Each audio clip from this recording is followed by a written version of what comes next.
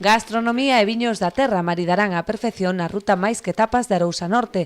Arranca este venres en Boiro e desenvolverase durante o mes de novembro, cada fin de semana nun dos 4 concellos do Barbanza. Creo que vai a ser acertado que cada fin de semana sea nun concello, como ben dicía o alcalde de Rianxo, para que xente dos 4 concellos estese movendo nos 4 concellos, e o que temos que traer é a xente dos arredores, xente da zona de Santiago, zona de Pontevedra. Para iso tamén vamos a ter aptos da presentación de produtos no mercado de abastos de Santiago e no mercado de abastos de Pontevedra. Son moitas as novidades que se introduciron nesta quinta edición, que contará coa participación de diversas personalidades para guiar e amenizar as degustacións gastronómicas. O primeiro que fixemos foi introducir un sommelier que vai a percorrer os bares, pois explicándolle aos seus participantes, ao público, a maneira de maridar a tapa que va en cada local.